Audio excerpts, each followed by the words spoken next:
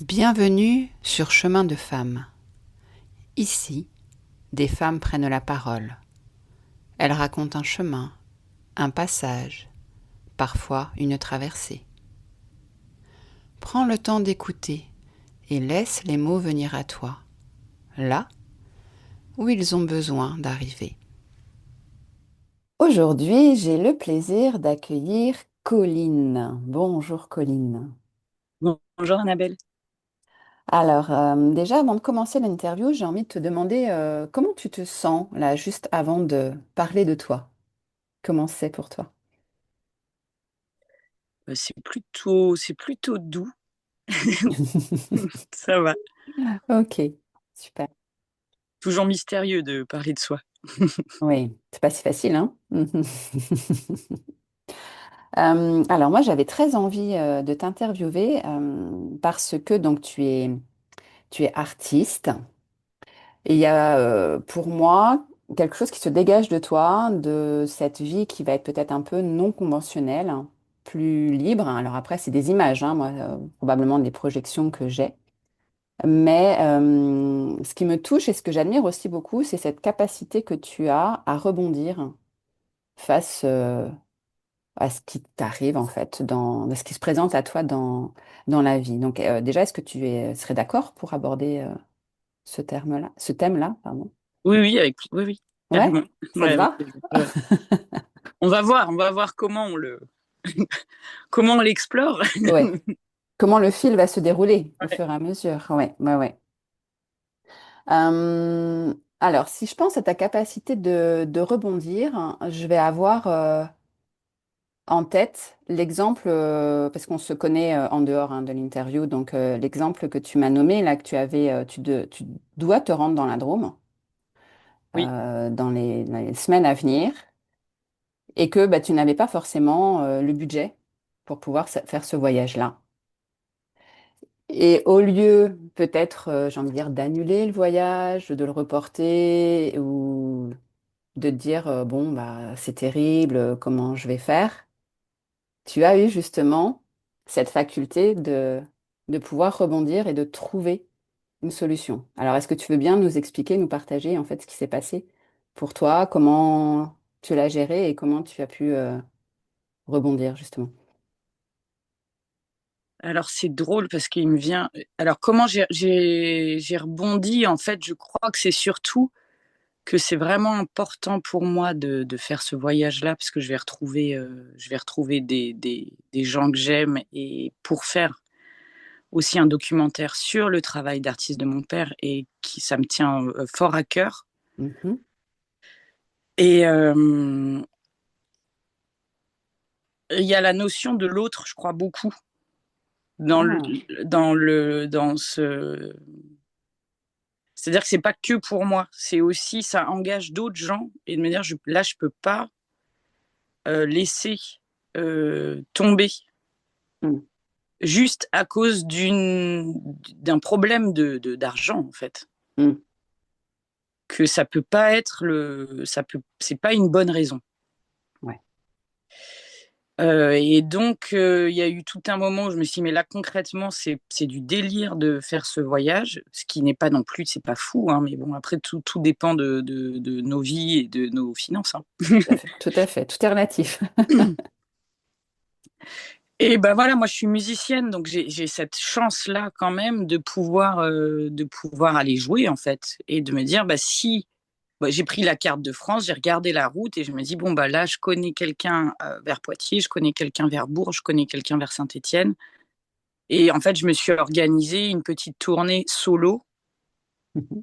euh, qui va me permettre de pouvoir aller dans la Drôme et de me payer l'aller-retour. Ouais. Mais c'est génial. Enfin, moi, je trouve ça génial d'avoir eu cette idée-là. Bah, après, pour moi, c'est pas du tout fou. Enfin, je sais pas comment dire. C'est quelque.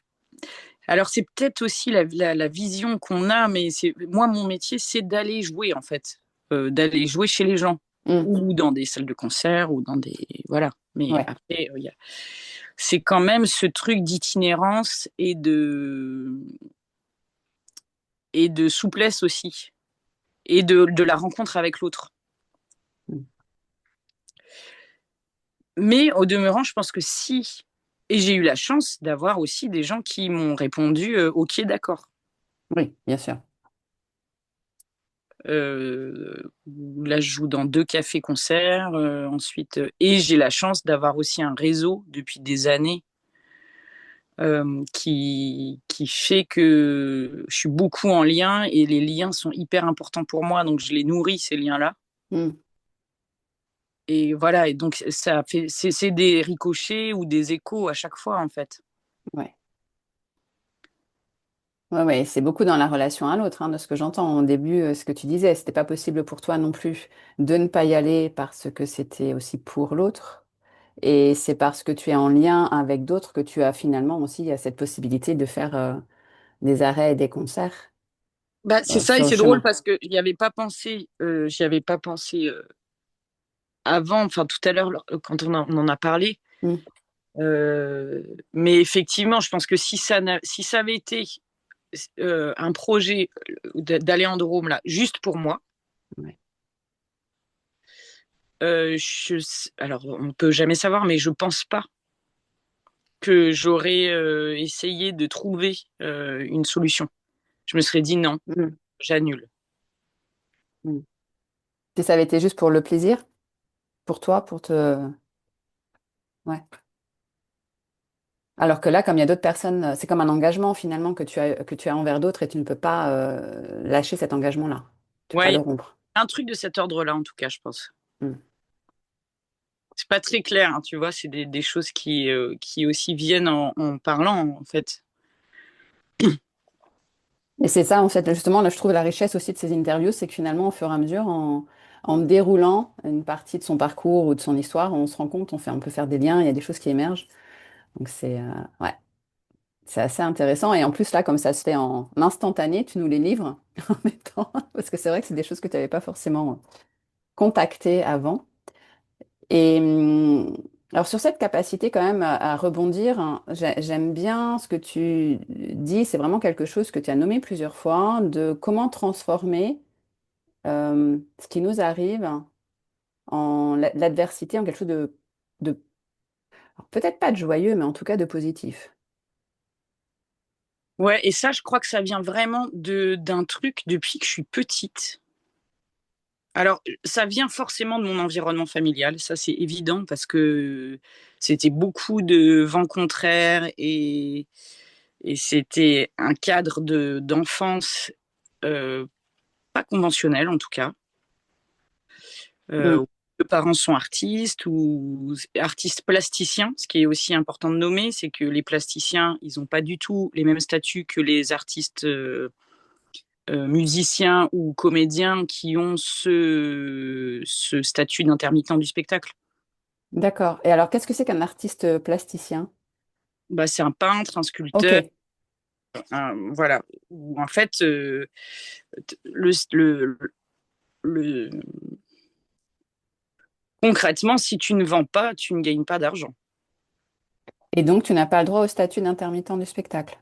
L'intermittence du spectacle ne fonctionne que pour les artistes de scène. Ouais, bah oui, spectacle, scène. Mm. Ok. Ah oui, donc c'est quand même... C'est des vies très précaires. oui, complètement. C'est des choix de vie et des vies assez précaires où... Bon, après, ça dépend hein, des grands artistes d'art contemporain. Ils vont... Voilà. En fait, c'est assez démesuré, en fait. Il y a un gouffre entre les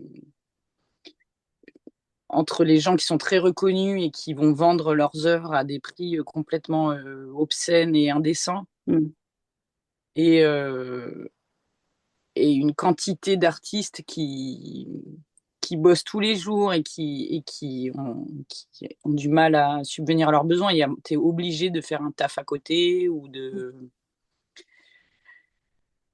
Après, sans rentrer trop là-dedans, mais en tout cas, ça t'oblige, ça c'est sûr, à trouver des solutions. Oui. À dire, OK, d'accord, là... et c'est très concret, en fait. C'est des choses très concrètes. C'est pas juste joli ou Comment? Parce que souvent, on peut avoir une image un peu romantique, Oui. Mhm. Tout à fait. ce truc de la bohème ou Ouais, de c'est voilà. l'image qui me venait tout de suite. Tu vois, il y a un truc très romantique, alors que il y a des choses très concrètes. Mm. Euh, Bah, de payer son loyer, de payer son élec, voilà, enfin, juste de vie, d'aller acheter à manger, de quotidien, en fait. Comment le quotidien, il a une place, il a une place prépondérante là-dedans. Donc, je pense que j'ai grandi, en tout cas, dans ce cadre-là où mon père bossait, hein. Il avait un boulot à côté, mais ça n'empêche qu'on c'était quand même complexe, Mhm. où il y avait, fallait trouver des solutions. Et dans les solutions, c'était faire une expo d'un seul coup, ou alors trouver. Enfin voilà, il y avait ce truc de se dire, ok, comment je vais trouver, qu'est-ce que j'ai moi à m'apporter pour pouvoir trouver une solution. Mon père, il m'a élevé en me disant cette phrase qui était: la seule chose que tu possèdes, c'est ce que tu sais faire avec tes mains et ce que tu as dans ta tête. Oh, c'est magnifique. Et je pense que ça m'a beaucoup. C'est vraiment, c'est un enseignement très fort par rapport à ces moments-là où d'un seul coup tu te dis non mais là je suis en galère, j'ai rien. Dire non non non, en fait, si tu sais faire des trucs avec tes mains et tu as un savoir, Mm. comment tu t'en sers de ce truc-là. Mm. C'est génial parce qu'en fait, ça remet à l'intérieur hein, toute ta capacité à rebondir. C'est-à-dire que tu n'es pas dépendante comme d'une possession extérieure. Tu as les ressources en toi, en fait. Ouais. Après voilà, c'est pas toujours voilà, c'est des moments de grand vertige, Ah, j'imagine. pas c'est pas que fluide, on va dire quoi. Non. Mais c'est aussi ces moments de grand vertige qui amènent, en tout cas moi qui m'amène, parce qu'après c'est voilà, je pense que tout le monde est différent par rapport à ça et il n'y a pas de règle, mais en tout cas moi c'est vrai que c'est dans des moments souvent de grand vertige ou de grande adversité où là je me dis non mais là je suis dans une situation, mais comment je vais m'en sortir, et il y a un temps vraiment de presque de cafard quoi, de gros blues quoi, Mm. avant qu'il y ait un truc qui dit non, non, en fait là, tu avances, quoi. Tu fais pas. Et c'est très intérieur, hein. C'est hyper Oui. intérieur. Oui, comme de toucher. Moi, je vais prendre une image qui me parle, mais comme de toucher le fond pour pouvoir trouver quelque chose sur lequel t'appuyer. Et cette voix intérieure qui va dire, non, mais c'est bon, là. Oui. Sors de là et trouve quelque chose. Et qu'il y a toujours il y a toujours des solutions. Mm. Et donc, oui, c'est ça que je voulais dire, c'est que petite, j'avais ce truc-là, et du coup, qui reste. Et qui était. Déjà, moi, j'avais un rêve petite qui était peut-être un peu étrange, mais mon rêve, c'était d'être grand-mère. Oh, c'est rigolo, ça, oui. C'est pas anodin. Tenu ce truc-là, et ça me tient encore vachement, c'est que dans les moments où tu dis non, mais là, ma vie, c'est n'importe quoi, à chaque fois, je me disais, et petite, hein, je me suis dit ça vraiment petite, de dire, bon, c'est vrai, mais qu'est-ce que tu as envie de raconter à tes petits-enfants quand tu seras vieille? Oh, mm. Et en fait, cette projection-là, souvent, il y a un truc un peu de l'ordre ouais, de l'épopée, en fait, de dire, mais c'est quoi que tu as envie de raconter? Mm. Ça sera quoi ta vie, en fait? Ouais. Et donc, comment finalement on est libre de, de, de fabriquer notre petite épopée, quoi. Enfin, voilà, ça reste des choses, c'est pas des trucs dingues, hein. Mais de se dire, voilà, quand je serai vieille, j'ai pas envie de dire, ah bah, c'était une vie douloureuse et dure. Alors oui, il y aura ça. Mm. De dire, ok, ben, en fait, de ces douleurs et de ces blessures, comment j'ai fait pour les métamorphoser ou les transformer pour que ça devienne des forces. Ouais, ouais, ouais, c'est vraiment cette idée de d'aller contacter en effet ta blessure ou ton ombre et de réussir à la faire basculer quelque part en force et d'aller vers la... Non, peut-être pas, Marc. Non, non, non, non, c'est pas ça. Non, c'est plutôt comment aller trouver la force en toi pour passer cette épreuve-là. Ouais, il y a ça, mais je crois qu'il y a quand même ce truc de dans la blessure ou dans la faille. euh, j'ai écrit un texte il y a longtemps qui s'appelle Je suis né d'une montagne, où c'est un peu comme une autobiographie, euh, comment plus poétique et presque comme un petit conte initiatique ou je sais pas trop, tu vois, Mhm. un peu métaphysique, voilà, c'est un genre de conte métaphysique où je raconte un peu ma vie Ouais. et dans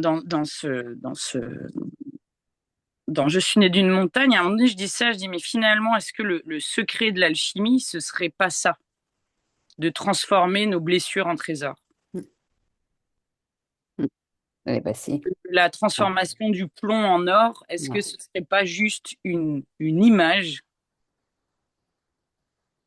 euh, que les alchimistes ont donnée, mais que, en fait, est-ce que ce serait pas plutôt que nos blessures, elles peuvent être la source d'un trésor? Mm. Moi, je suis entièrement d'accord avec toi, hein. Je te rejoins complètement là-dessus, ouais. Et après, je pense qu'il y a aussi ce truc de notion d'amour hyper fort, quoi. Tu vois, ouais, d'une espèce de force qui est là et qui existe malgré tout, quoi. De se dire, bah ouais, mais en fait, c'est quand même ce moteur-là de l'amour. Mm. Et alors ça, c'est vrai que bon, les personnes qui vont nous écouter ne te voient pas, pour celles qui ne te connaissent pas. Mais moi, je me permets juste de rebondir parce que c'est quelque chose qui émane de toi et qui m'a tout de suite touchée chez toi.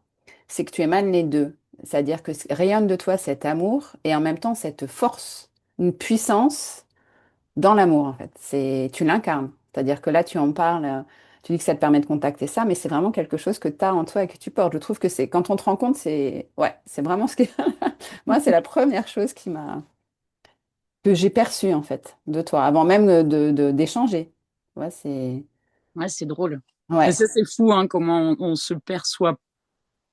Et heureusement, je dirais, heureusement qu'on se voit pas comme comme l'autre nous voit, en fait. Mm. Euh, mais bah merci, ça me touche. Mais c'est vrai que en tout cas, il y a quelque chose depuis que je suis petite, je crois, de lien et fort de lien avec l'invisible aussi. Tu Mm. vois, avec les rêves, Mm. avec le. Et j'ai reçu énormément d'amour aussi, de gens,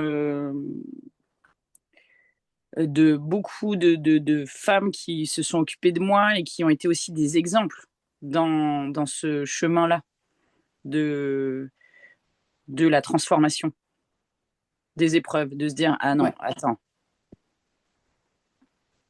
qui ont été au contact de choses complexes ou de choses dures. Et une des femmes qui m'a élevée, elle s'appelle Marie Fréring, elle s'appelait Marie Fréring. Et Marie, elle était comédienne de théâtre et Ouais. auteure aussi, elle a écrit des livres et des émissions de radio. C'était une femme de l'oralité en tout cas, et de l'écriture. Mhm. Et c'est Marie qui m'a offert avec nous, son amoureuse, euh, quand j'avais 6 ans, mon premier violon. OK. elles se sont cotisées avec plein de copains et tout ça. Moi, c'était ça. J'avais un peu ce rêve-là, comme d'avoir une robe de princesse. Moi, j'avais envie d'avoir un violon. C'était, voilà. Et Marie, donc Marie, elle avait ce truc-là fort de lien aussi avec la magie, parce qu'en fait, quand on parle de tous ces concepts-là aussi, de se dire on transforme nos blessures en trésors, il y a quand même quelque chose de très mystique. Oui, il peut. Oui, oui, oui, ça peut, tout à fait. C'est pas du développement personnel ou du, enfin, je sais pas comment dire. C'est pas des exercices. Qui sont forcément très concrets, Ouais, très dans la matière. Hmm. ouais, voilà, ça reste. C'était pas le bon terme, développement personnel. Je pensais plus au truc de coach ou d'exercice comme ça. Oui, ouais. Hmm. Et Marie, et donc voilà, moi, elle s'occupait de moi, les filles, elle me prenait souvent le mardi soir, les week-ends, enfin voilà. Et il y avait beaucoup ce truc-là de voir la magie, d'essayer de voir la magie dans des petites choses. Hmm. Et ensuite, Marie et nous sont partis pendant la guerre de Yougoslavie. Elles sont allées faire du théâtre dans les caves pendant la guerre. En Yougoslavie? En Yougoslavie, ouais. D'accord. Avec le théâtre du Radeau, où ils ont bossé ensemble avec François Tanguy. Et moi, j'ai grandi quand même avec des gens comme ça. Hmm. C'est-à-dire qui, d'un seul coup, allaient aussi se confronter, là, pour le coup, à l'horreur de la guerre. Ouais.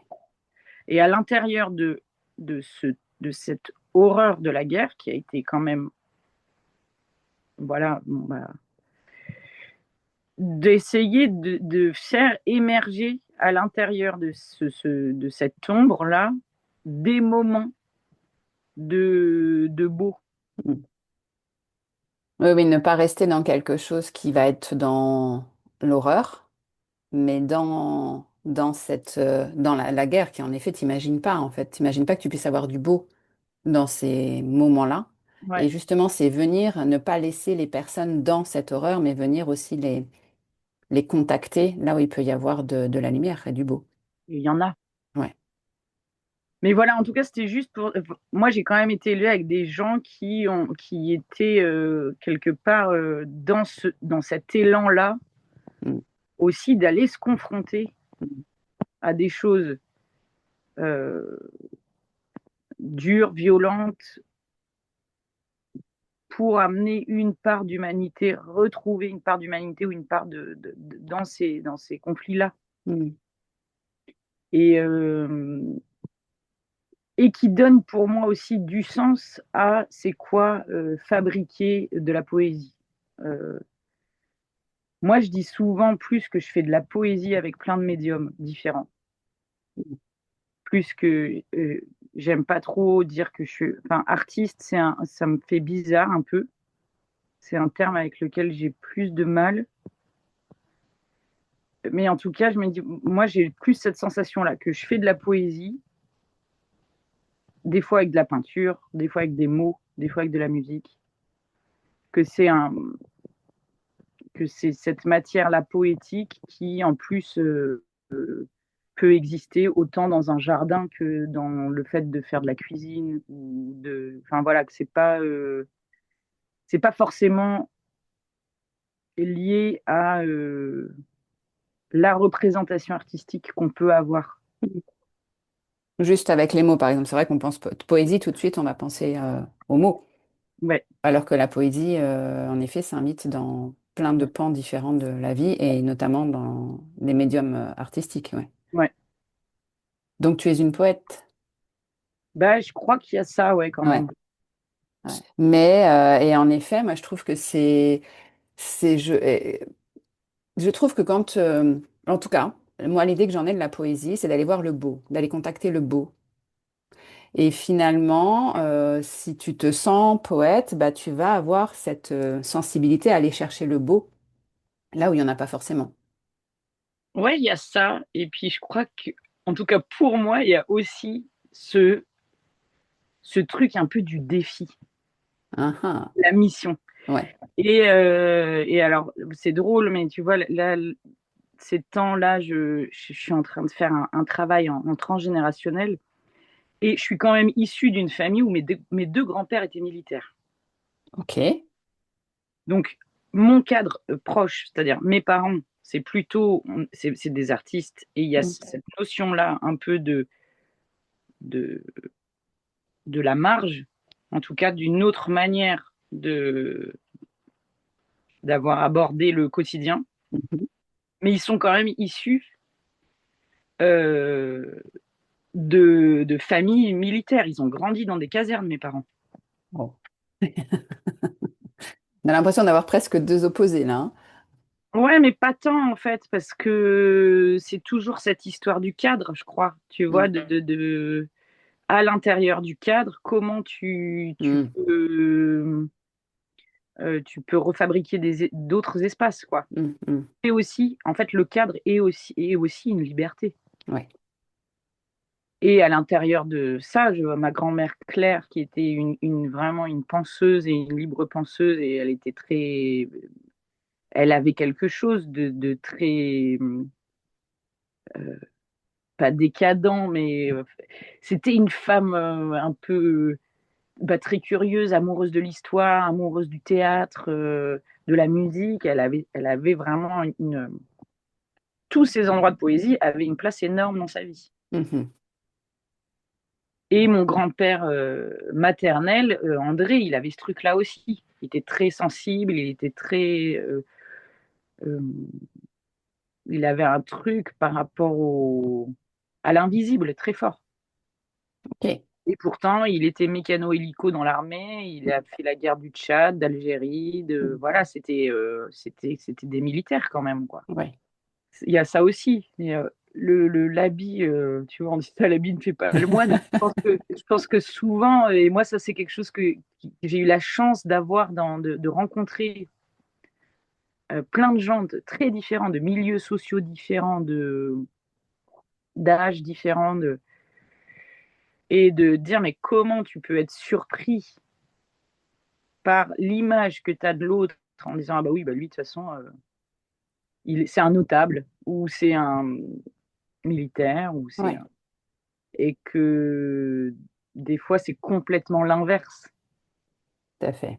Tu te dis, ah bah en fait, il est vachement plus libre dans sa pensée que moi. Ouais. Ah oui, oui, bah on est plein de préjugés et de projections, hein. Et ça, moi, c'est quelque chose qui m'amuse souvent de me dire, de me faire avoir, Mm. de me faire avoir par des préjugés, et de me dire, ah, ça me fait plaisir, tu vois. Je me dis, ah, je me suis bien trompée parce que malgré tout, on en a. Ouais. Même si on peut s'en défendre et dire non, mais moi, pas du tout. C'est pas vrai, en fait. Ouais. Il y a toujours des petits trucs, quoi, où tu dis, tu fais des petites classifications, quoi. C'est ça. Tu ranges bien les choses ou les gens dans des petites cases. Et ouais, ouais, ouais. Et même si t'as pas envie, Ouais. c'est des mécanismes inconscients, c'est Mm. Et alors, attends, j'ai perdu le fil. Je Et te tu disais, parlais du défi. Moi, je suis avec le oui, défi, voilà. cet amour que tu as du défi quand même Par aussi. le défi, en tout cas, le côté mission, Oui. de relever un truc, de dire ah ouais. Et je pense que ça vient quand même de ce truc des militaires dans ma famille. Mm. Mais tu vois, je l'avais jamais pensé à ça, mais je pense qu'il y a quand même quelque chose de cet ordre-là, de la mission, quoi. Tu vas, ok, alors là, il se passe ça, comment on fait pour retourner la situation ou pour aller au bout de la mission? Ouais. Une mission à accomplir, quoi. Ouais, la mission à accomplir. Mm. Et c'est pas Et forcément des trucs dingues, hein. C'est pareil, hein. non. C'est- Non, non, mais ça peut être justement comment, face à une situation, je peux trouver le moyen de la transformer ou de m'en sortir. En fait, c'est ça, ta mission. Enfin, Ouais, l'émission c'est dont tu ça. parles. Et puis le côté énigme Oui, aussi. c'est ça, le petit inspecteur. Ouais, ouais, moi j'aime bien, c'est vrai, j'aime bien ça, tu vois, l'énigme, quoi. Ouais, ouais, Résoudre l'énigme. ouais, c'est ça. Oui, et c'est ça qui est génial, c'est que finalement, face à une situation qui est difficile, ça devient une énigme. Ouais. Bah, en tout cas, à un moment Tu donné, la parce que transformes. Mm. en vrai, Oui, là, j'ai pas d'exemple comme ça, mais Ce ressort-là, alors en vieillissant, j'ai l'impression que j'arrive à l'activer de plus en plus vite, Mhm. que je reste moins longtemps dans la tristesse ou dans comment on dit, la sidération. Ouais. Mais ça m'arrive aussi, et des fois, je l'ai pas tout de suite. Enfin, Oui. ça, c'est. Ce que j'entends de ce que tu décris, c'est un processus, c'est-à-dire que d'abord, tu as l'événement, et puis ça peut t'emmener, j'imagine, selon l'ampleur de l'événement, dans quelque chose de la sidération, de la tristesse. Bon, pas trop la colère, parce que toi, je sais que la colère, c'est pas forcément quelque chose qui est très présent, mais peut-être de l'injustice, Ouais, l'injustice, ouais. l'injustice, et où tu peux aller là-dedans et tu peux passer un moment avec ces. Et comme tu vas parler là, d'aller plonger un peu dans tes ombres et d'y être et voilà, de passer un temps en fait avec ça, et puis jusqu'au moment où tu vas recontacter cette force-là qui va te permettre de dire, OK, c'est un défi, c'est une mission, ça peut devenir une énigme, mais il y a ce passage-là avant, Oui, c'est quand même douloureux.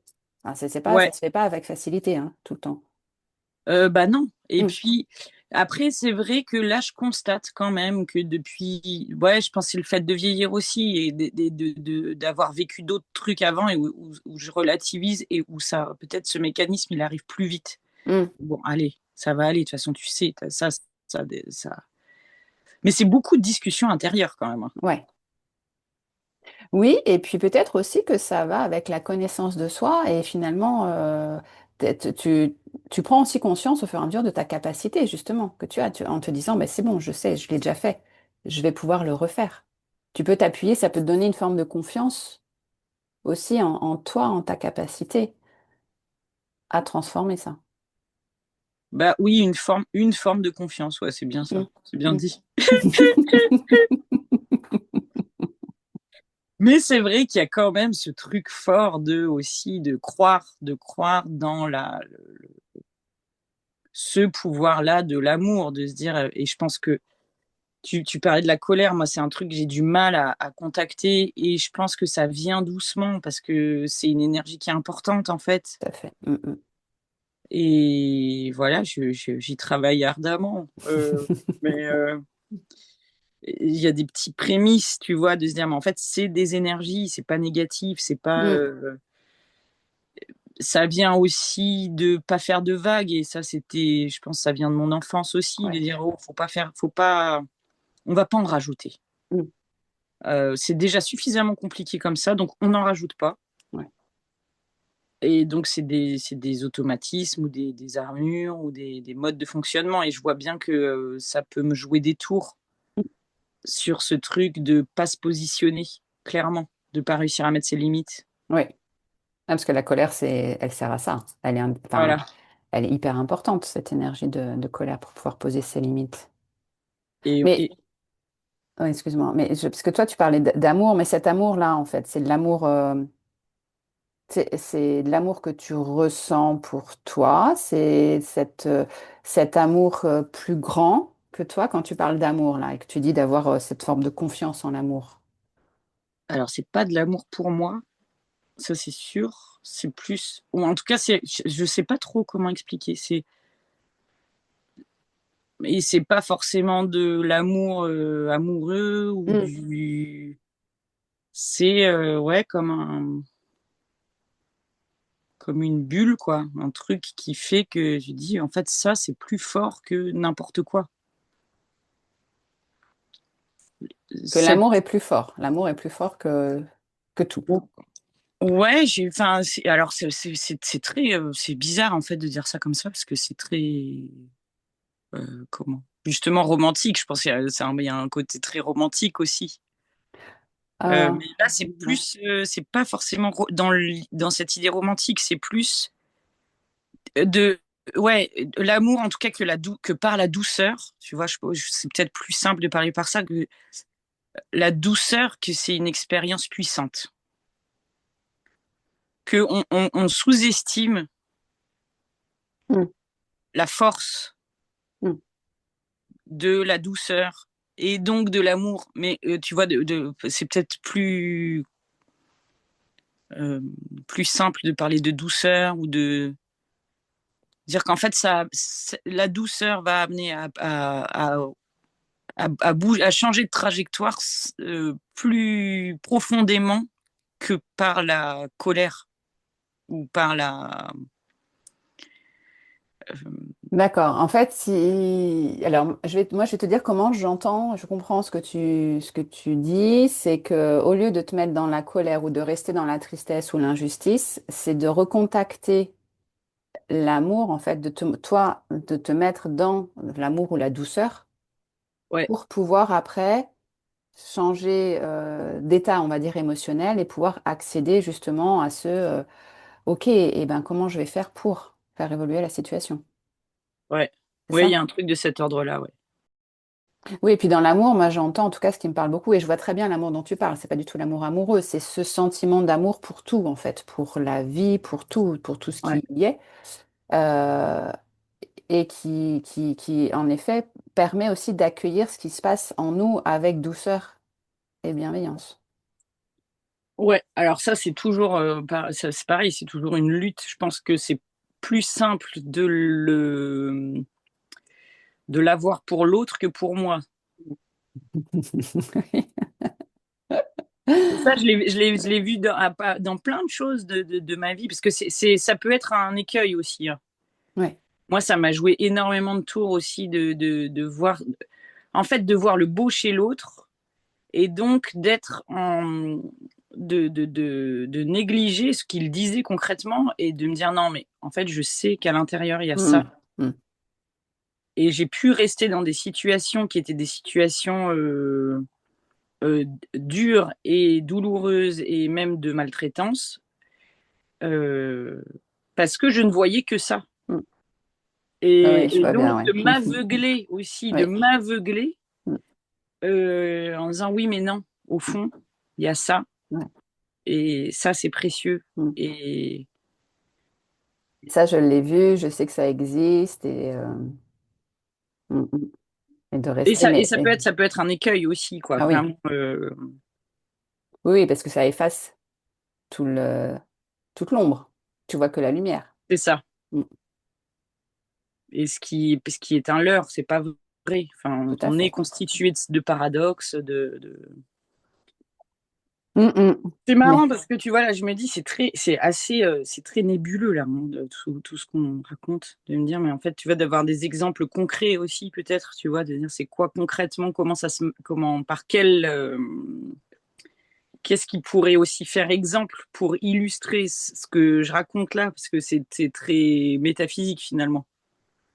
oui, après, en tout cas, moi, ça me parle. J'arrive à visualiser. Si on prend, parce qu'au départ, on a cité, au tout début, j'ai cité l'exemple concret quand même quand, enfin, tu dois aller dans la Drôme et tu n'avais pas les moyens pour.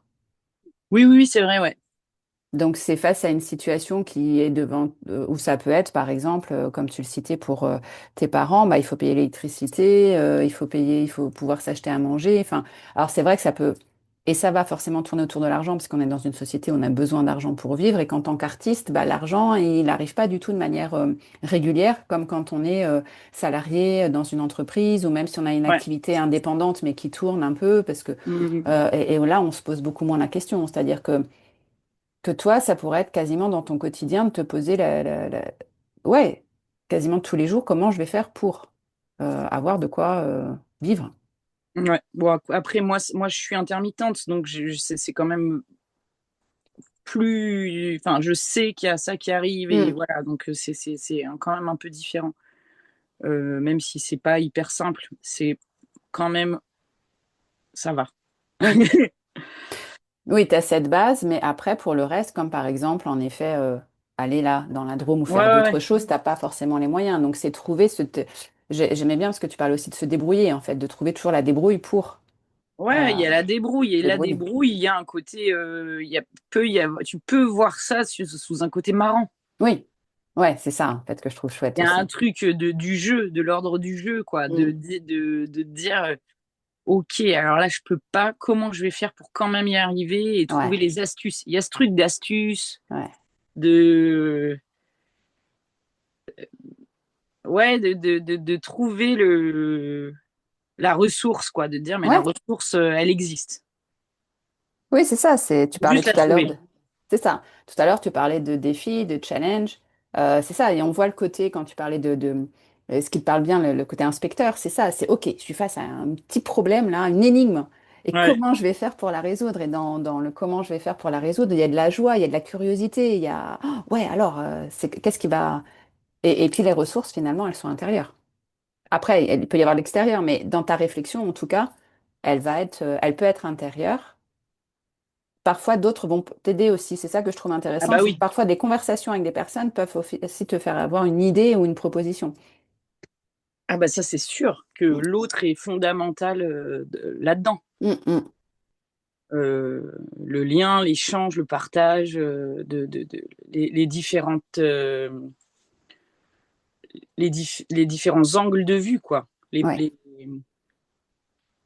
Oui. Mais tu vois, dans ce truc, par exemple, d'adversité, enfin d'adversité, je sais pas, mais en tout cas, il y a un exemple très concret de ma vie, c'est effectivement, tout à l'heure on en parlait un peu, mais mon parcours scolaire qui a été assez complexe. En tout cas, moi,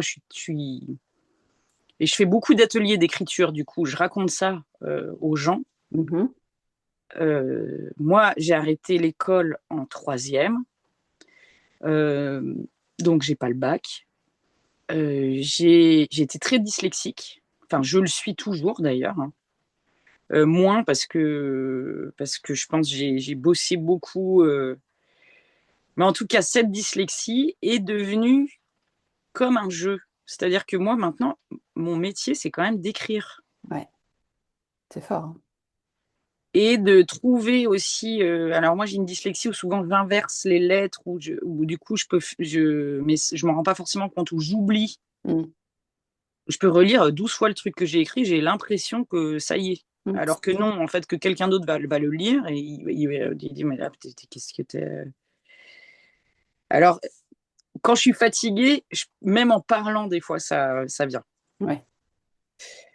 Euh, mais en tout cas, ouais, ça illustre vraiment ce truc-là de se dire, en fait, cette dyslexie, comment je l'ai acceptée et je l'ai domptée pour finalement, elle m'a amené à des formes poétiques. Ouais, c'est ça. C'est déjà, comme tu dis, l'accepter et après la dompter, mais finalement dans quelque chose de qui pourrait presque être un jeu. Oui, bah oui, oui, complètement. C'est ça, ouais. Et de se dire, c'est pas parce que j'ai pas été, j'ai pas le bac, c'est pas parce que j'ai ce truc-là de dyslexie ou quoi, que je peux pas écrire de la poésie, que je peux pas écrire, ou même pas que de la poésie d'ailleurs, mais Mm. en tout cas que c'est pas une bonne raison. Ouais. Ouais, en fait, c'est toujours trouver une voie pour faire ce que tu as envie de faire. Ouais. C'est ça, toujours trouver le chemin, quoi. Ouais, et puis je dirais même au-delà de ce que j'ai envie de faire, c'est même, enfin, je crois que je me suis jamais posé la question de me dire j'ai envie de faire ça ou c'est très animal en fait. Du coup, il y a un Mm. truc très instinctif. Ouais. C'est-à-dire que c'est comme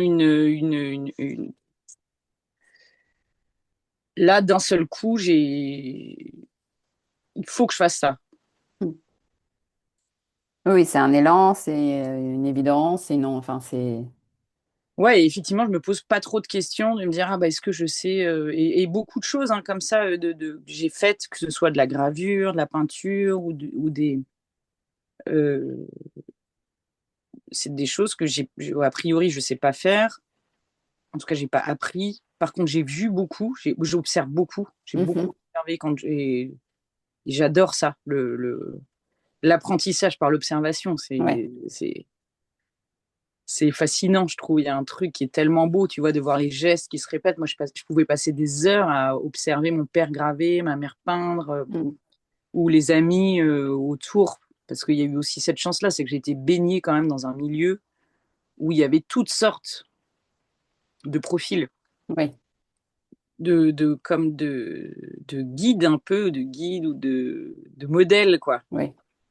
et d'avoir observé. Et en fait, il dit, mais en fait, t'intègres énormément par l'observation. Mm. Tu as des gestes que d'un seul coup, moi, je me souviens que la première fois que j'ai fait de la gravure, je devais avoir une vingtaine d'années. Et il y a un copain qui était là, il me dit, mais comment ça se fait que tu fais déjà tout à l'envers? Parce que la gravure, tu fais, c'est un négatif positif. Ok, Quand tu oui. fais une plaque, en fait, lorsque tu vas l'imprimer, Mm. elle sera à l'endroit. Mais pour qu'elle puisse être à l'endroit, il faut que tu graves à l'envers. Mm. Et notamment sur du texte. Mm. Et en fait, je m'étais même pas posé la question. Mm. C'est que j'ai vu toute mon enfance mon père faire ça. À aucun moment, j'ai intellectualisé ce truc-là. Ouais. Tu l'as intégré, en fait, tu l'as observé et tu l'as intégré Ouais. naturellement.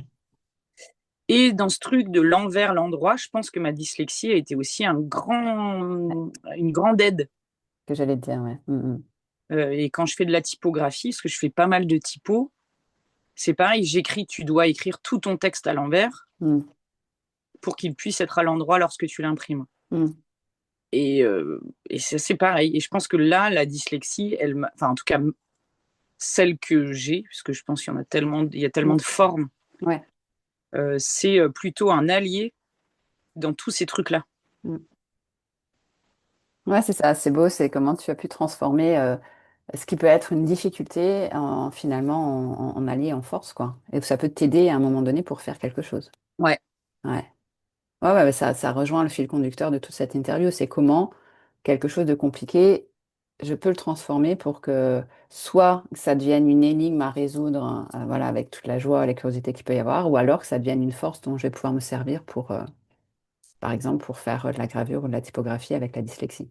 Donc là, je trouve que c'est des exemples qui sont quand même bien, enfin, en tout cas, concrets. Et Ben, je pense que c'est important de mettre du concret bien dans sûr, ces choses-là parce que, ouais, parce que on est des êtres de chair et d'os et voilà, et on est dans la matière ouais, aussi. ouais, ouais. Donc, tu as entièrement raison. On est arrivé à la fin de l'interview, Colline. D'accord. Je sens que tu avais encore des choses à nous partager. Ben, c'est vrai qu'en fait, c'est ça aussi, c'est un flux commun et puis les choses en entraînent d'autres en Ouais. fait. Donc, c'est vrai que ça fait émerger plein de choses Mm. où tu te dis, ah oui, mais en fait, tu vois les liens à l'invisible, à se dire, c'est quoi en fait, hein, c'est quoi ce lien-là qu'on a avec l'invisible, alors qu'on écoute ou pas, ça dépend des gens, c'est pareil. Mais il y a ce truc-là aussi de comment, quand j'écris ou même quand je fais une peinture ou quoi, il y a beaucoup ce truc-là de j'ai souvent l'impression que ça ne m'appartient, mais pas du tout, quoi. Mm. Il y a des trucs qui arrivent et j'ai vraiment la sensation que la chanson, elle arrive. Ouais, Alors, par mon intermédiaire, tout à fait. avec ma couleur, Mm. à ma couleur et tout ça, mais il y a des fois, et là, je parle pas de trucs c'est pas forcément, parce qu'on entend beaucoup ces temps-là de canaliser ou Oui,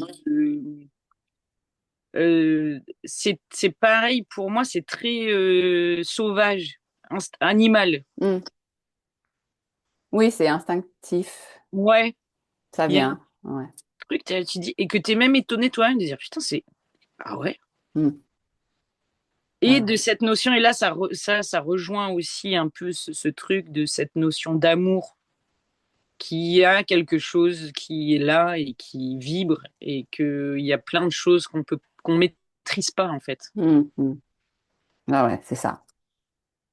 Bon, bah écoute, peut-être qu'à l'occasion, on fera, pourquoi pas, une autre interview sur l'invisible et comment il se manifeste et comment. En tout cas, je te remercie énormément, Colline, Bah, pour tout ce que merci à tu nous toi. as partagé. Merci à toi, Annabelle. Je t'en prie, c'est avec grand plaisir. Merci d'avoir écouté ce chemin. Prends un instant pour respirer, pour laisser ce qui a été dit trouver sa place en toi. Chemin de femme est un espace de parole et de présence. À bientôt pour un autre pas sur un autre chemin.